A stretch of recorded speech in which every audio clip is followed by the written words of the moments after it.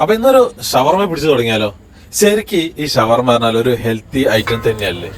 കാരണം ഒന്ന് ആലോചിച്ച് നോക്കിയേ, ചിക്കനൊക്കെ ഗ്രില്ല് ചെയ്തിട്ടാണ് നമ്മൾ ചേർക്കുന്നത്. നമ്മളെ കേരള കുസിൻ പോലെ ഓവറായിട്ട് മസാലകളൊന്നും ചേർക്കാതെ ആ ഒരു ഗ്രില്ല് ചെയ്ത് പ്രിപ്പയർ ചെയ്യുന്ന ചിക്കനല്ലേ ശരിക്കും ഇതിൽ ചേർക്കുന്നത്.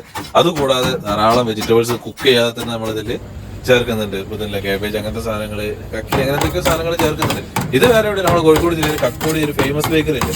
അവിടുത്തെ ഷവർമ ഞാൻ ഇടയ്ക്കിടയ്ക്ക് പോകുമ്പോൾ ലൈവ് കുടിക്കാൻ കയറുന്ന ഒരു സ്പോട്ടാണ്. അപ്പൊ എന്തൊരു ഷവർമ വാങ്ങി നോക്കി. അപ്പൊ ഇതെങ്ങനെ ഉണ്ടാക്കും ജസ്റ്റ് ഒന്ന് ഒരു ഹെൽത്ത് ഇഷ്യൂസ് ഒന്ന് ആലോചിച്ച് നോക്കിയാണ്. കണ്ടല്ലേ, ഒരു 2 കുബൂസ് അതും ചൂടാക്കിയിട്ട്. ശരിക്കും മയണൈസ് അല്ലേ എല്ലായിടത്തും വില്ലൻ ആവുന്ന സാധനം. ഇതൊന്നും ഒഴിവാക്കിയാൽ പ്രശ്നം കഴിഞ്ഞില്ലേ? ശരിക്കും നമുക്ക് മലയാളിയൊക്കെ മയണൈസ് ഇല്ലാണ്ട് ഒരു പരിപാടി നടക്കില്ല. ശരിക്കും ഈ മയണൈസിന്റെ ഓയിൽ കണ്ടന്റും എഗ്ഗും എല്ലാം വേറൊരു രീതിയിൽ നമുക്ക് ശരീരത്തിന് അത്ര നല്ലതല്ല.